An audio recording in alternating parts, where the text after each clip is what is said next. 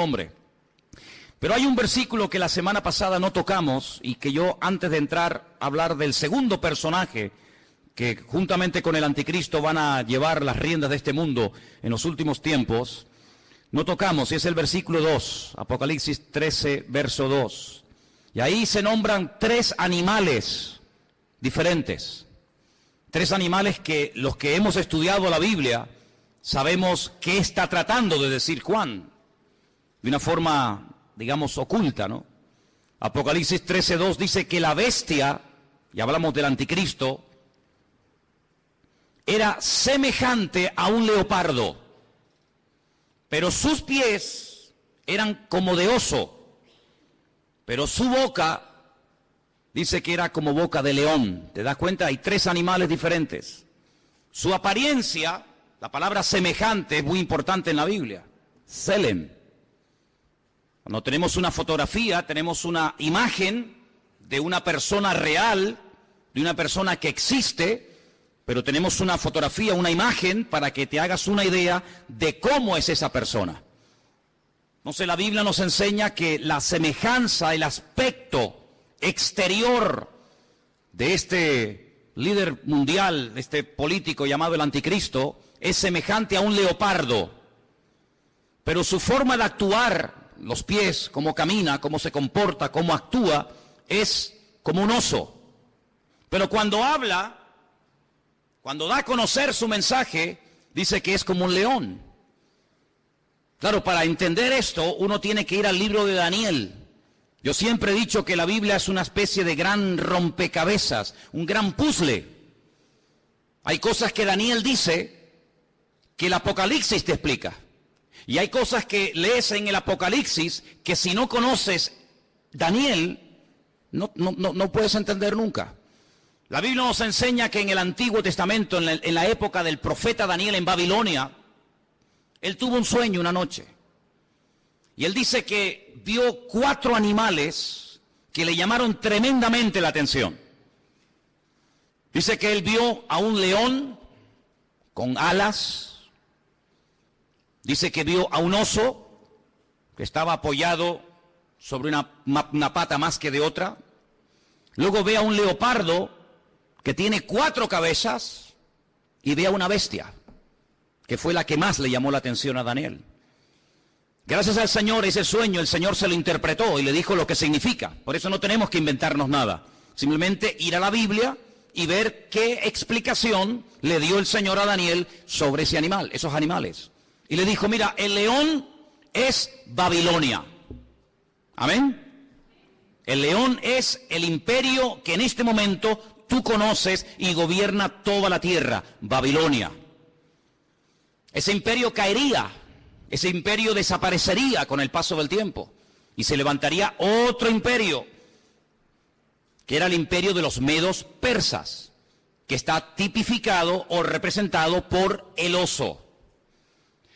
Los medos persas también caerían, desaparecerían de la escena mundial y se levantaría un tercer imperio tremendamente poderoso, el imperio de Alejandro Magno, los griegos, representado con un leopardo de 4 cabezas.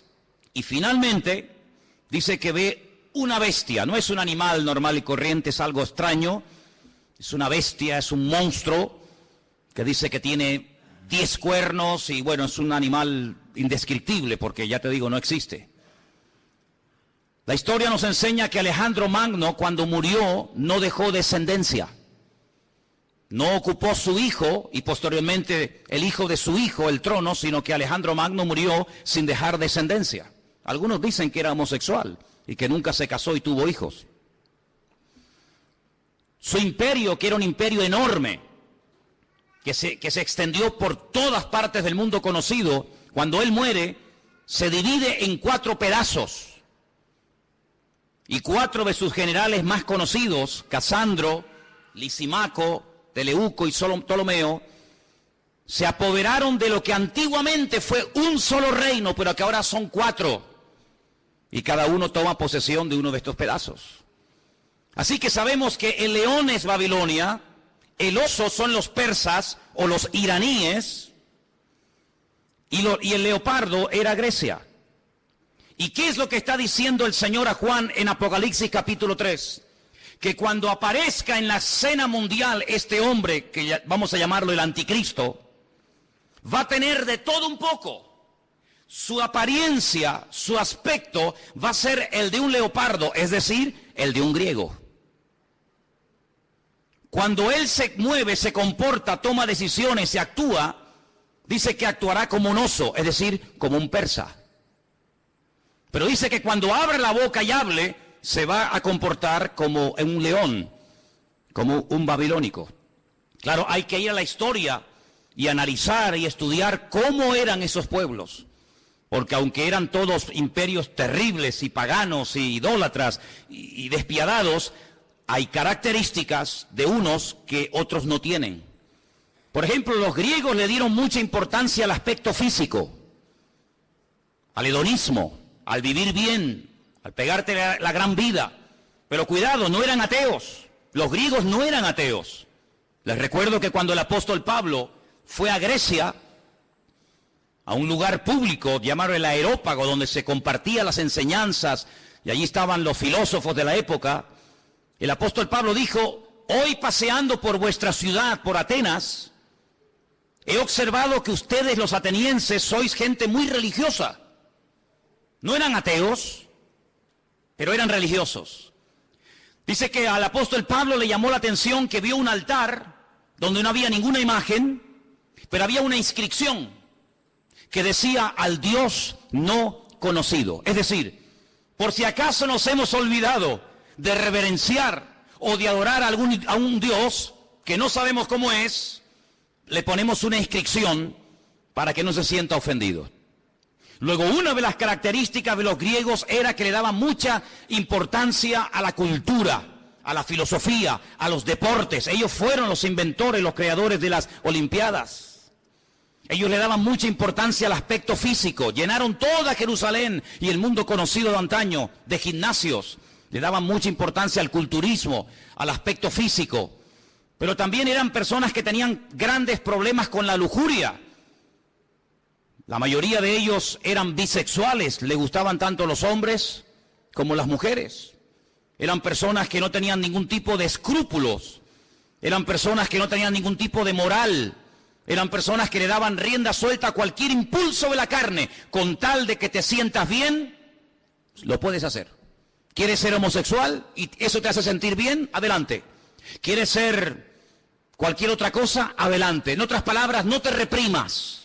No tengas ningún recato, ningún principio moral o espiritual, sino rienda suelta a los impulsos. El anticristo será así. El anticristo no será un ateo, pero será una persona, un libertino, una persona que le dará igual lo que sea, con tal de que la gente se sienta contenta y feliz. Por eso dice que su aspecto, su forma de ser, es como la de un griego, una persona que le da lugar a la carne, al hedonismo. Pero dice que cuando actúa como un oso, como un persa. Y hermano, es interesante notar porque el imperio persa siempre tuvo algo muy interesante entre ellos, y es que siempre tenían una intención de expandir su territorio. Saben que desde hace muchos años ha estado mareando la perdiz los persas, Irán, pero una de las cosas que quieren es, siempre lo han querido y lo han dicho y no lo han ocultado, es la destrucción y aniquilación total y absoluta del Estado de Israel.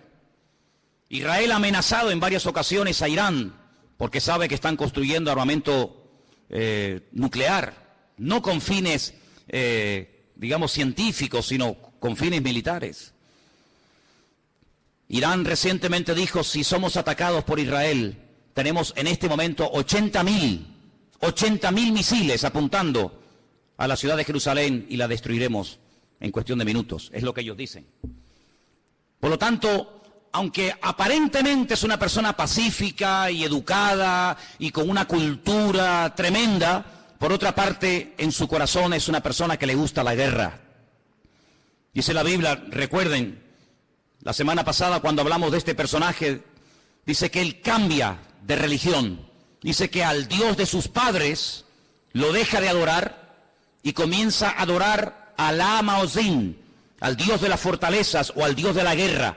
Es una de las características del anticristo. No es un ateo, pero es una persona que utiliza lo espiritual, lo religioso, para fundarse en esa fuerza espiritual que da, por así decirlo, la religión, y emprender guerras. Todos sabemos que muchas guerras se han emprendido, y las que faltan, en nombre de Dios o en nombre de la religión. Los protestantes han matado gente, los católicos han matado a gente. No hay ni una sola religión que no esté manchada de sangre. Todos han utilizado el nombre de Dios. Cuando la famosa guerra del Golfo, veíamos a Saddam Hussein orando para recibir fuerzas para atacar a los americanos y vencerlos, pero también veíamos en las iglesias de Norteamérica orando a los creyentes para que los soldados norteamericanos no murieran, y vemos que se mezcla todo, lo político, lo religioso, lo espiritual. Así será el anticristo, un sincretismo, una mezcla de todo, una mala utilización del nombre de Dios, utilizando a Dios para beneficios personales. Pero dice que cuando él habla como un león, es decir, será un ser arrogante. Los babilónicos, si algo tenían que les caracterizaba, era la arrogancia, la soberbia. Se creían que eran los amos, los dueños del mundo. Así será este personaje. Pero este personaje del cual hablamos la semana pasada, que es la primera bestia, la que sube del mar entre las naciones, de los pueblos, entre los gobiernos, tendrá el apoyo total y absoluto de otra bestia que vamos a ver sus características. Apocalipsis capítulo 13, versículo 11. Y fíjese en esta palabra. Después vi otra, no es la misma, es otra bestia que subía de la tierra. La primera bestia subía del mar, la segunda sube de la tierra. Tenía 2 cuernos semejantes a los de un cordero, pero cuando hablaba como un dragón. Jesús dijo en cierta ocasión que de la abundancia del corazón habla la boca. ¿Cuántos dicen amén? Su aspecto es un cordero, pero en cuanto abre la boca sale toda la basura que tiene dentro y se da a conocer lo que realmente lleva: maldad y muerte por todas partes. Dice que ejerce toda la autoridad de la primera bestia en presencia de ella. Hace que la tierra y los moradores de ella adoren a la primera bestia, cuya herida mortal fue sanada. Versículo 13. También hace grandes señales, de tal manera que aún hace descender fuego del cielo a la tierra delante de los hombres. Versículo 14. Engaña a los moradores de la tierra con las señales que se le ha permitido hacer en presencia de la bestia, mandando a los moradores de la tierra que le hagan imagen a la bestia que tiene la espada, la herida de espada, y vivió. Se le permitió infundir aliento a la imagen de la bestia para que la imagen hablase e hiciese matar a todo el que no la adorase. Verso 16. Hacía que a todos, pequeños y grandes, ricos y pobres, libres y esclavos, se les pusiese una marca en la mano derecha o en la frente, y que ninguno pudiese comprar ni vender sino el que tuviese la marca, o el nombre de la bestia, o el número de su nombre. Dice, aquí hay sabiduría. El que tiene entendimiento, dice, el que tiene entendimiento cuente el número de la bestia, pues es un número de hombre, y su número es 666. Es decir, que en los últimos tiempos surgirá un nuevo orden mundial. El mundo no será como lo hemos visto hasta el día de hoy, donde cada uno hace lo que le da la gana y cada uno gobierna. No. En los últimos tiempos habrá un nuevo orden mundial dirigido y capitaneado por un presidente mundial que tendrá una fuerza militar, económica y política increíble. Y a este personaje se le conoce vulgarmente con el nombre del anticristo, el que se opone a Cristo, el que quiere suplantar la figura de Cristo.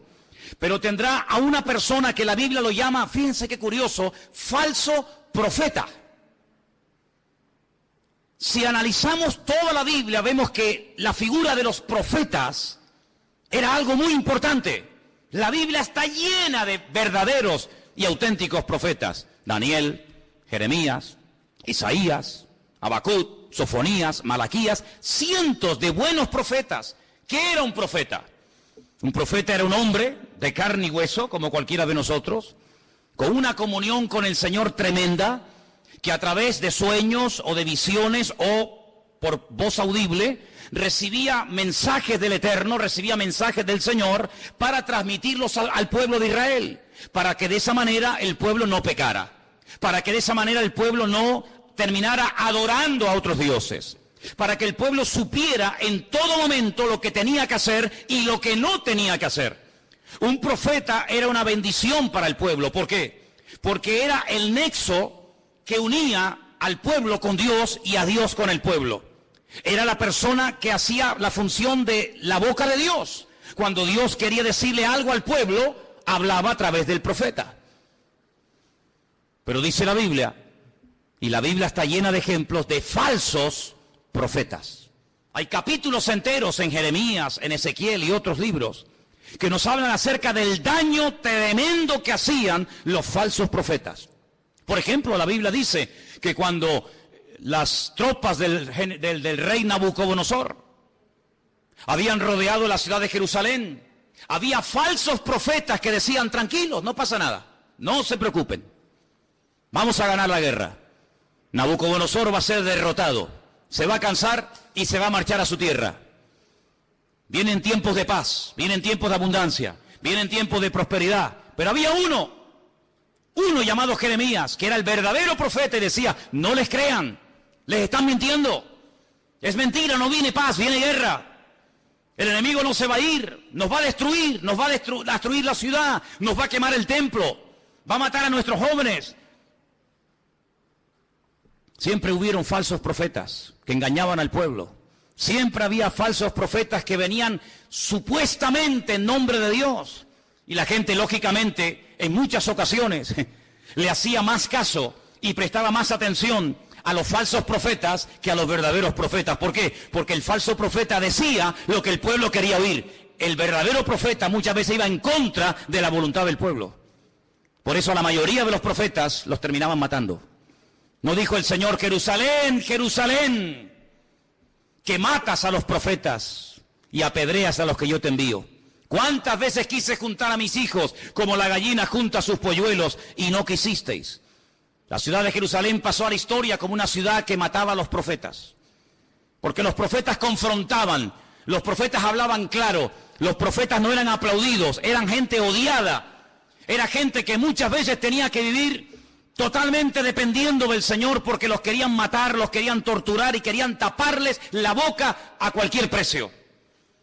Y curiosamente dice la Biblia que el anticristo tendrá el apoyo incondicional de un hombre que no va a ser un político. Recuerda eso, el falso profeta no será un político, será una persona que se encargará fundamentalmente de 4 cosas. Primera, lo hemos leído, versículo 12: hará todo lo posible para que todas las naciones de la tierra reconozcan la autoridad y se sometan a la autoridad del anticristo. Es decir, no atrae la gente hacia sí mismo, sino que atrae la gente hacia el anticristo. Es decir, será en relaciones públicas del anticristo, el que le hará la publicidad, la propaganda, el que irá por los platós de televisión, por las emisoras de radio, el que dará todo tipo de ruedas de prensa y de respuestas a las naciones, presentando a este hombre como la alternativa real y genuina que el mundo necesita. Les puedo asegurar que será conocido en todas partes de la tierra. Un hombre carismático, un hombre que sabrá llevarse bien con los árabes, con los judíos, con los musulmanes, con los católicos, con los evangélicos, con los ateos, con todo el mundo. Un hombre con un don de palabra extraordinario, y un hombre que lo que pretende es desviar la atención de la gente hacia el Dios vivo y verdadero y llevarlos a la ruina, diciéndole a la gente: este hombre es lo que el mundo necesita. Este hombre es el que va a solucionar los problemas de la crisis, del paro, los problemas económicos, los problemas entre palestinos y judíos. Este lo va a solucionar todo. Primera función del falso profeta. Segunda, versículo 13: también hará grandes señales. La Biblia no dice qué tipo de señales hará, pero curiosamente menciona una que es tremendamente poderosa. Y dice que hará descender fuego del cielo a la tierra delante de los hombres. Solamente hubo un hombre en toda la historia de la humanidad que en un momento oró y cayó fuego del cielo, demostrando que el Dios que él adoraba y honraba era el verdadero Dios, y era el profeta Elías. en el Monte Carmelo. Dice la Biblia que allí hubo una confrontación del mundo de las tinieblas contra el mundo espiritual, contra el mundo del Señor. Y el profeta Elías dijo, la respuesta no tiene que ser a través de un sueño, la respuesta no será a través de una visión, a través de un ángel, sino la respuesta tiene que ser algo contundente y visible a kilómetros. Y allí en lo alto de ese monte en el que hemos estado en cantidad de ocasiones, desde donde se tiene una perspectiva de una zona geográfica muy grande de Israel, allí él oró y dice que descendió fuego del cielo y 400 profetas falsos de Baal fueron degollados en aquel día. Nunca más nadie ha hecho eso. Bueno, perdón, una vez unos hermanos en el Nuevo Testamento, cuando fueron a entrar a una ciudad a evangelizarla, a hablar del Señor, y no los quisieron oír, le dijeron al Señor, Señor, ¿nos das permiso para que oremos y caiga fuego del cielo y los destruya a todos? Y el Señor les dijo, no, queridos, yo no he venido a eso. Monarjes, hijos del trueno, no les dio autorización para que oraran, para que cayera fuego del cielo. Pero en los últimos tiempos habrá un hombre que por un poder satánico, por una unción falsa, pero poderosa al fin y al cabo, dice que tendrá la capacidad de sorprender a las naciones haciendo caer fuego del cielo. Será una de las muchas señales que este hombre haga. Así que primero intenta llevar a la gente al anticristo. Segundo, hará grandes señales. Tercero, versículo 14. Engañará a los moradores de la tierra con las señales que se le ha permitido hacer. Jesús dijo en Mateo capítulo 24, hoy se ha leído este capítulo aquí en el púlpito. En Mateo capítulo 24 dice que cuando Jesús salía del templo de Jerusalén, los discípulos le dijeron, Señor, observa, qué templo tan hermoso tenemos. Un templo maravilloso, es una maravilla para nosotros los judíos tener un templo tan bonito en nuestra ciudad de Jerusalén. Jesús les dijo, no quedará piedra sobre piedra que no sea destruida. Cuando ellos cruzan el torrente de Cedrón y se van al monte de los olivos, allí 4 de sus discípulos, 4 solamente, le dicen, Señor, ¿cómo? ¿Cuándo? ¿Cómo que va a ser nuestro templo destruido? Dinos, ¿qué señal habrá de tu venida y del fin del siglo? Y el Señor les da un mensaje tremendo que les animo a que lo vuelvan a leer en casa. Mateo 24, también lo tienen en Lucas 21. Y una de las cosas que repite reiteradamente el Señor es esta: mirad que nadie os engañe. ¿Cuántos dicen amén? Que nadie os engañe. Y curiosamente dice, porque vendrán falsos cristos. ¿Qué significa la palabra Cristo? Tanto que la utilizamos los cristianos, tenemos que saber lo que significa, ¿no? Viene de la palabra hebrea Mashiach, que significa ungido. Vendrán muchos falsos ungidos. Eso es lo que está diciendo. No solamente personas que dirán, que yo soy el Mesías, sino vendrán vividores, farsantes, personas que utilizando el púlpito de las congregaciones, personas que utilizando medios de comunicación como la radio, la televisión, etcétera, engañarán a muchísimas personas, utilizando tal vez la manipulación, utilizando tal vez los problemas físicos, emocionales o espirituales de la gente. Dice, y a muchos engañarán.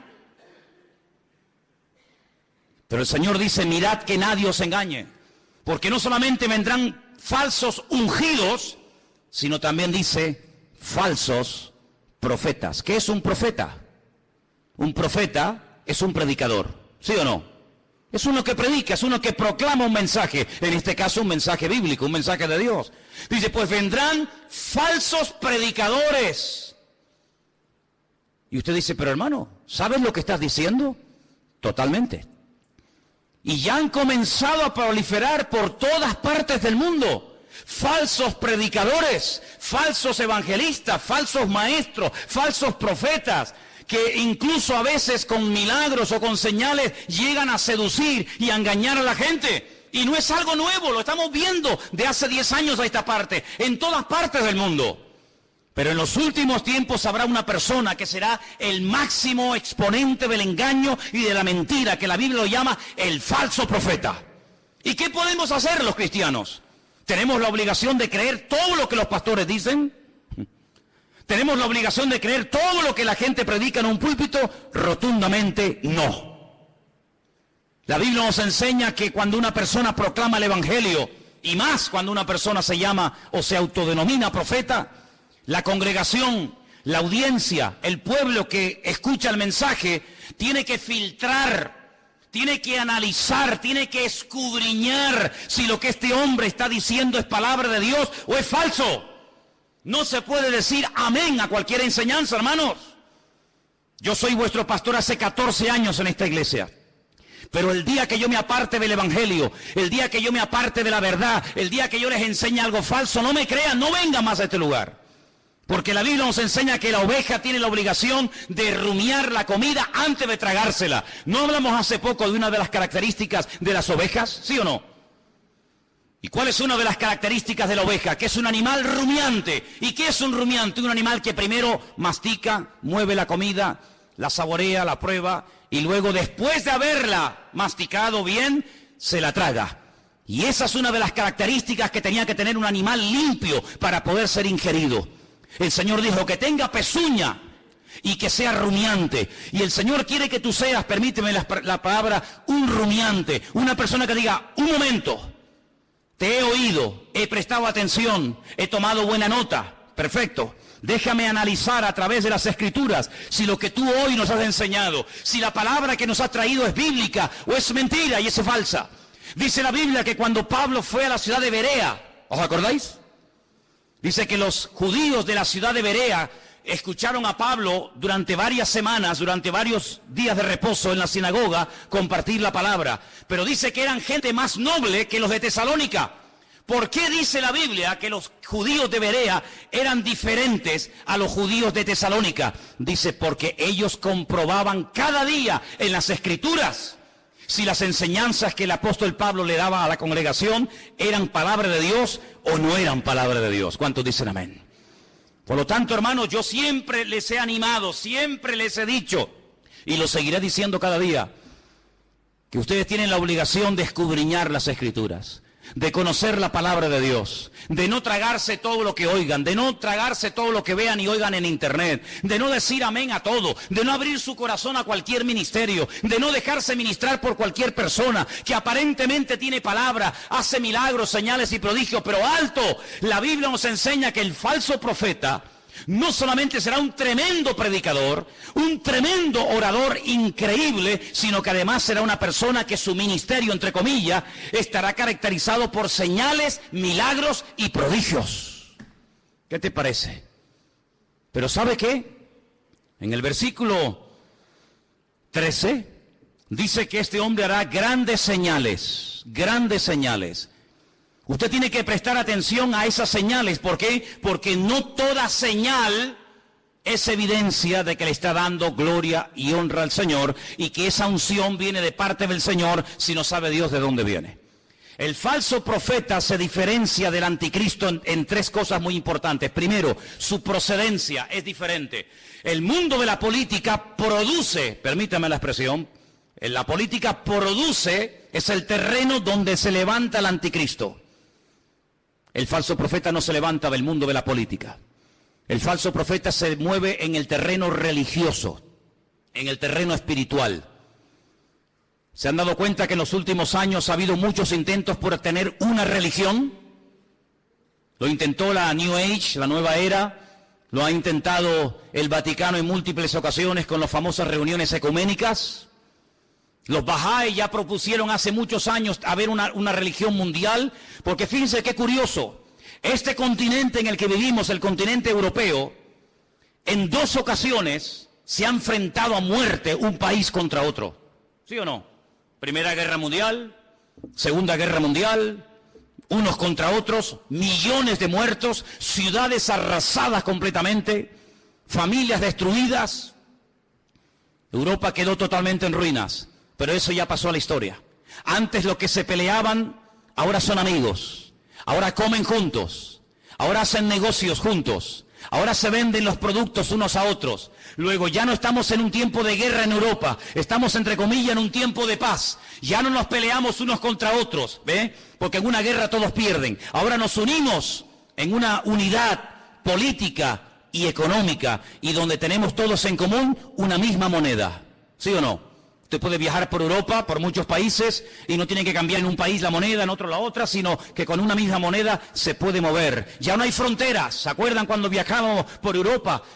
Ya no hay fronteras. Puedes pasar de un país a otro prácticamente ya. A cualquier hora puedes pasar de un país a otro. Pero falta una unidad. Sí, hay una unidad militar, hay una unidad política, hay una unidad económica, pero no hay una unidad espiritual.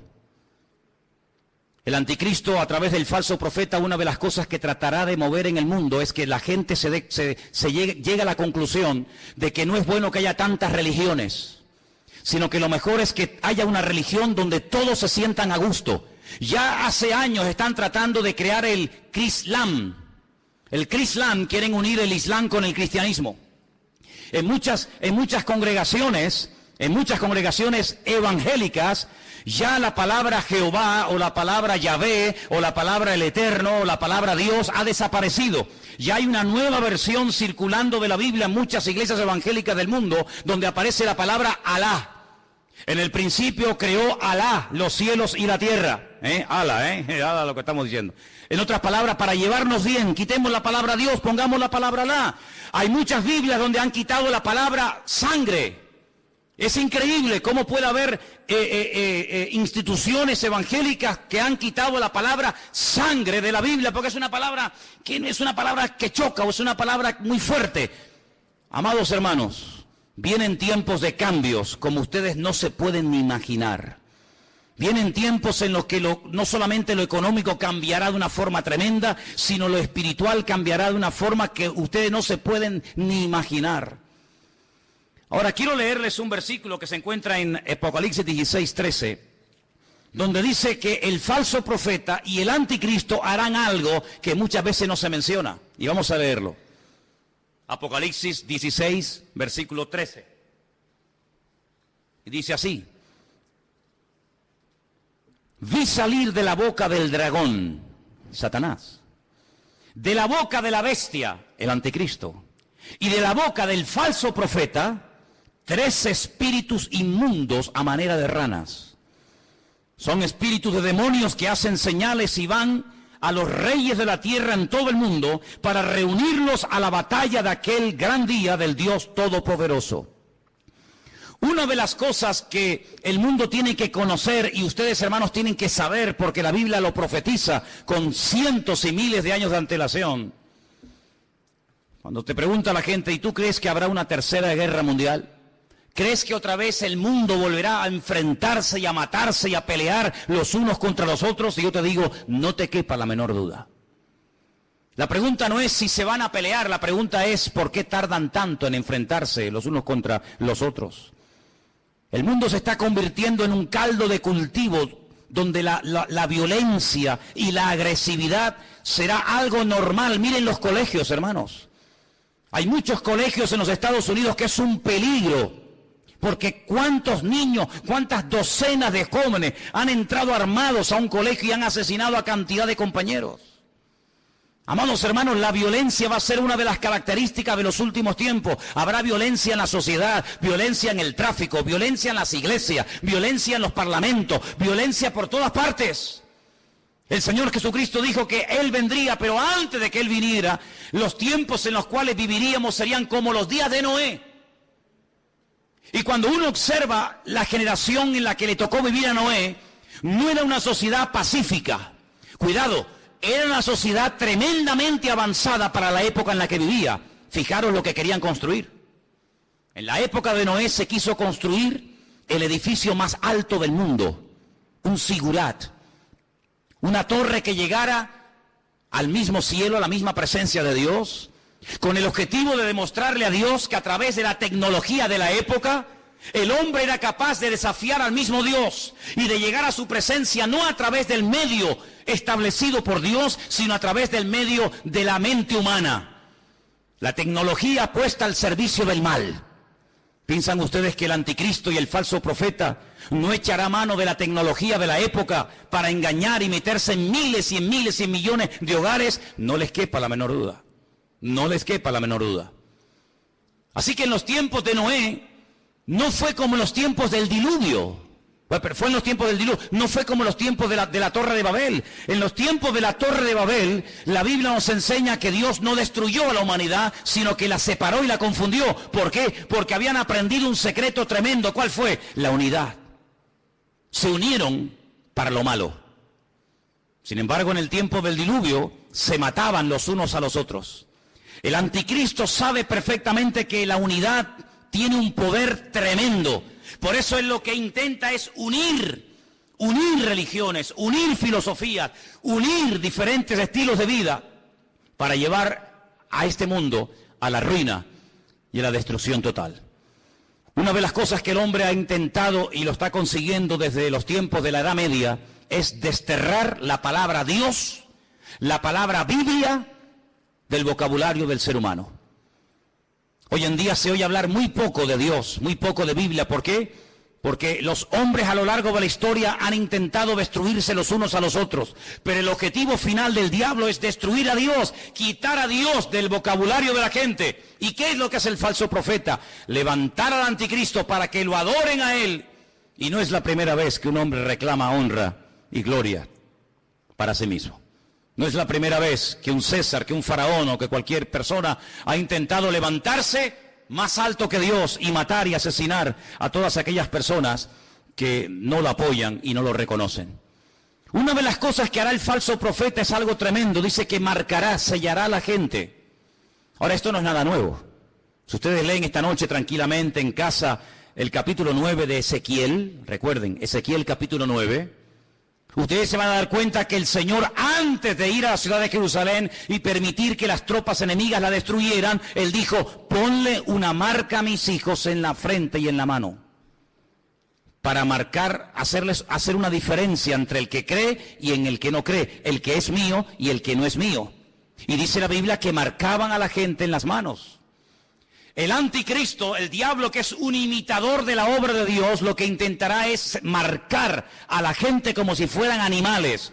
Ya hablamos la semana pasada de ese famoso microchip, un sistema muy interesante, muy moderno, que intentará facilitarle la vida a la gente, sobre todo a la hora de comprar, a la hora de vender, a la hora de viajar, no perder el dinero, tener en todo momento encima tuyo todos tus datos económicos, tus datos de vacunas, etcétera, etcétera. Ese microchip ya existe. No es una ciencia ficción. Los animales, los perros, me imagino que en Suiza será igual. Aquí es obligatorio que los animales tienen que llevar un chip.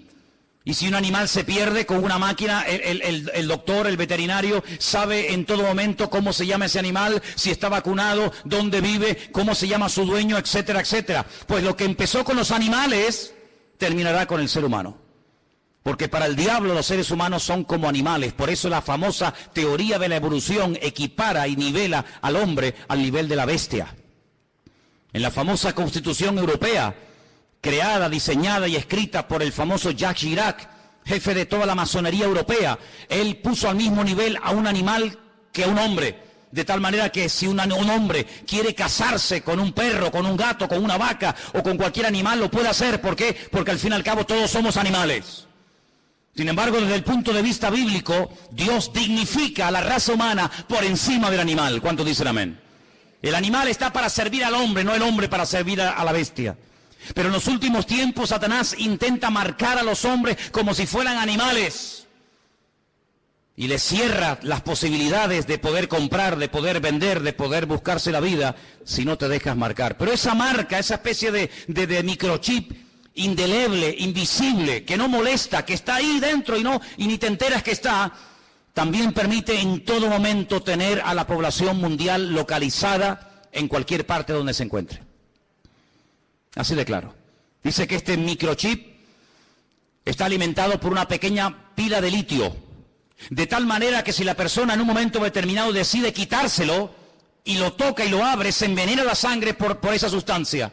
Pero en todo momento esa persona está localizada y ya en muchos lugares, gente multimillonaria y personas importantes se están poniendo esa especie de marca de microchip interno en su piel. ¿Para qué? Para estar localizados en caso de que sean secuestrados y que en cualquier momento los puedan localizar. Sí, suena como ciencia ficción, ¿verdad? Suena como algo de Steven Spielberg, ¿no? Suena como algo que tú dices, pero esto es una cosa increíble. Vuelvo a hacerles la pregunta que les hice el domingo pasado. ¿Cómo hace 2000 años un hombre llamado Juan, pescador de Galilea, un hombre que no fue a la universidad, ni tuvo en sus manos nunca un ordenador, ni tuvo nunca en sus manos un móvil, ni toda la información que tú y yo podemos tener ahora mismo? ¿Cómo es posible que este hombre nos dé unos datos de la civilización de los últimos tiempos de una forma increíble, hasta el punto que hay momentos en los que él llora escribiendo el libro del Apocalipsis, viendo lo que se avecina y viendo lo que viene? Es el hombre que dice que en los últimos tiempos el famoso río Éufrates se secará para que millones de soldados vengan desde el norte, casi diríamos como que en línea recta, y se den cita en el valle de Jezreel, en la zona de Megiddo, para llevar a cabo la gran batalla, la famosa batalla del Armagedón. Sabemos que en el punto de mira hay un pequeño pueblo que tiene 22.000 kilómetros cuadrados. Un pueblo que ha sido el pueblo más odiado, más perseguido de toda la historia de la humanidad. Y es el pueblo de Israel. Así de claro. Dios decidió que su hijo naciera en una pequeña aldea insignificante de Israel llamada Betlehem, la casa del pan. Belén la conocemos nosotros. Dios decidió que su hijo naciera y viviera en ese pequeño país, que allí predicara, que allí sanara a los enfermos, que allí demostrara lo que era y a lo que vino, que allí lo mataran, que allí resucitara, que allí ascendiera y que allí volverá otra vez por segunda vez, según la palabra de Dios. Y sabemos que los tiempos se acortan. La Biblia dice que los últimos tiempos tendrán que ser acortados, porque si el Señor no acorta los tiempos, la maldad llegará a un nivel, a una envergadura de tal magnitud, que dice que nadie podría salvarse aunque quisiera. Por eso, amados hermanos, tenemos que doblar la guardia como iglesia. Tenemos que meternos en las páginas de la Biblia. Tenemos que conocer lo que dice la palabra de Dios acerca de los últimos tiempos. No dejarnos engañar, no dejarnos seducir, no dejarnos atraer por cosas que aparentemente son muy atractivas, muy bonitas y maravillosas, pero que su fin, dice la Biblia, pueden ser caminos de muerte. Analice todo lo que oye. Analice a la luz de la palabra de Dios todo lo que escucha. Porque la palabra de Dios nos enseña que los últimos tiempos serán tiempos de engaños, tiempos de falsas profecías, tiempos de falsos milagros. Ahora bien, la gente está tan necesitada, tan desesperada, que se agarrarán a un clavo ardiendo con tal de salir de su desesperación. Nunca olvidaré cuando una persona enferma me dijo: si yo supiera en este momento que el diablo me puede sanar, le entregaría mi vida a él. Así me lo dijo. El diablo va a utilizar los problemas sociales, los problemas físicos, los problemas económicos de las familias. El diablo sabe perfectamente que hay un vacío en la sociedad que nada ni nadie logrará llenar jamás. Puedes tener mucho dinero, puedes viajar por el mundo entero, puedes tener la mejor casa de la tierra, puedes tener y tener y tener. Pero el Señor Jesucristo no solamente te ha creado para que llegues a tener ciertas y determinadas cosas en la vida, sino que el Señor nos ha creado con sus manos para que seamos su pueblo y estemos en plena comunión con Él. ¿Cuántos dicen amén? Por eso, amados hermanos, cuando ustedes escuchen a alguien, cuando ustedes oigan a alguien, cuando ustedes observen a alguien, háganse la siguiente pregunta: ¿a quién está levantando este hombre? ¿A quién intenta glorificar? ¿Hacia quién intenta desviar la atención? ¿Hacia él mismo? ¿O lo que intenta esta persona es levantar en alto el nombre que es sobre todo nombre, el nombre de Jesús, para que la gente adore al Rey de Reyes y al Señor de los Señores? Esa es una de las características de un verdadero hombre de Dios y de un verdadero cristiano y cristiana. Una persona que no intenta llamar la atención sobre sí mismo, sino que emplea su testimonio, su antigua vida, sus malos hábitos, etcétera, etcétera, para que la gente reconozca que el cambio se ha producido, no porque se le ha propuesto, no porque tuvo una fuerza de voluntad increíble, sino porque hubo un Dios todopoderoso que le transformó, que lo cambió y que lo llenó y que hoy le da la gloria a ese Dios. ¿Cuántos dicen amén? Así que, amados hermanos, el falso profeta. Qué interesante. Hay iglesias que se llaman, y no tengo nada en contra de ese nombre, pero iglesias que han decidido llamarse Iglesia de la Profecía. Y hay muchísimas personas que les encanta todo lo profético. He ido incluso a algunas reuniones, he ido a algunas convenciones, no muchas, pero alguna vez he escuchado personas que cuando van a un evento, a una conferencia, a un culto especial, lo que te dicen es: he venido aquí porque este hombre o esta hermana o esta mujer tiene profecías y tiene palabras para mí. Y la gente hace cola y espera horas para que vaya una persona y le imponga las manos y algo con voz bajita, la mayoría de las veces le susurre al oído y le diga que va a ser y que va a tener y que va a ser prosperado y que va a ser bendecido. Y la gente agarra esa palabra como si fuera una palabra de Dios, cuando la única palabra de Dios que tenemos es esta, que tenemos en nuestras manos. ¿Cuántos dicen amén? Si usted busca palabras, si usted busca consejos, si usted busca algo que le oriente para saber si me caso o no me caso, si me voy o me quedo, si compro o no compro, es la bendita palabra de Dios. Dice el salmista: lámpara es a mis pies tu palabra y lumbrera mi camino. No busques en los hombres lo que solamente en Dios puedes encontrar. Si buscas palabra, métete en tu aposento, dice la Biblia, cierra tu puerta. Y tu Padre que te ve en lo secreto, dice, te recompensará en público. Pero qué fácil es ir a una persona para que nos diga esa persona, supuestamente en nombre de Dios, lo que yo tengo que hacer. Cuidado, porque la Biblia dice que en los últimos tiempos el don de la profecía será mal usado para engañar y para seducir a las almas inconstantes. Claro que creemos en las profecías. No menospreciéis las profecías, dice la Biblia, pero las profecías de la Biblia, no las profecías inventadas, no el producto de la imaginación. ¿Saben lo que decía Jeremías al pueblo? Ustedes, Dios no los ha enviado a ustedes, ustedes profetizan y tienen el descaro y la desfachatez de esperar que lo que han profetizado se cumpla cuando saben que Dios no está hablando a través de vuestras bocas. Amados hermanos, maldito el hombre que confía en el hombre, pero bienaventurado el hombre que confía en el Señor. ¿Cuántos dicen amén? Vienen tiempos difíciles, vienen tiempos de cambios, vienen tiempos donde vamos a ver cosas muy raras, muy extrañas. Ya hay iglesias en el mundo para homosexuales, no sé si lo sabían.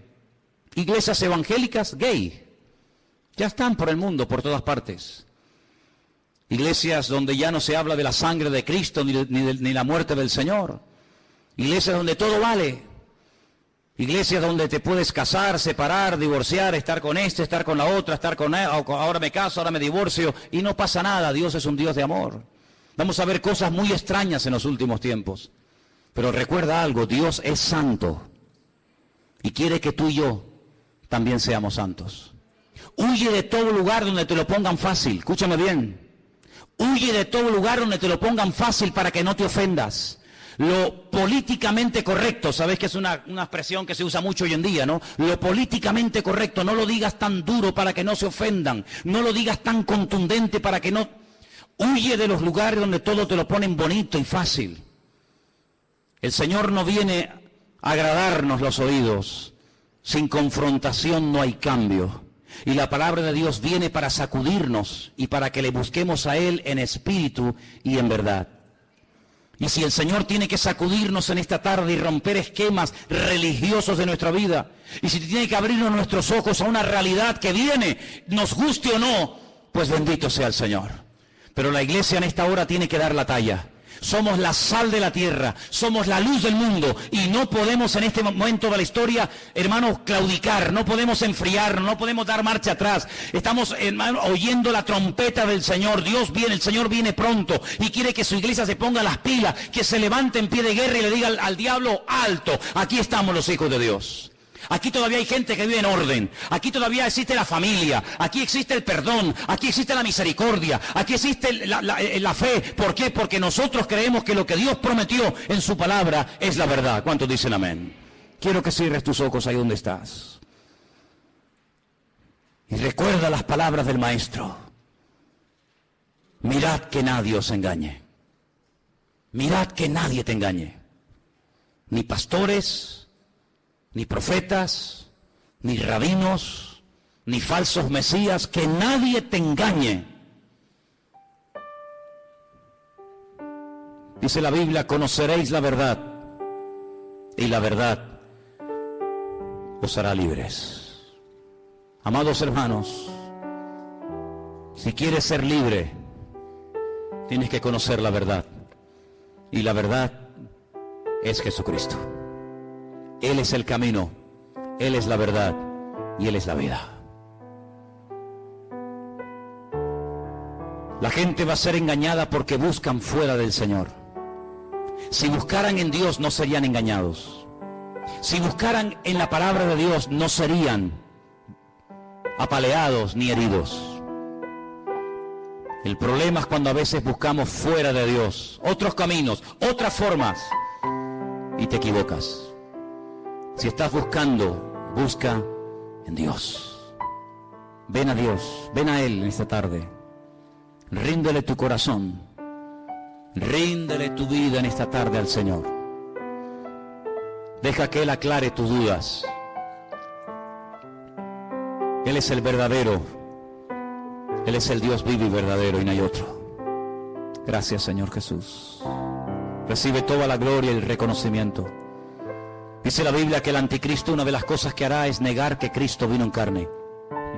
Negar que Él vino. Y toda persona que niega que Cristo vino es el anticristo, dice el apóstol Juan. Nosotros en esta tarde rechazamos a este espíritu y declaramos en el nombre de Jesús que tú viniste en carne.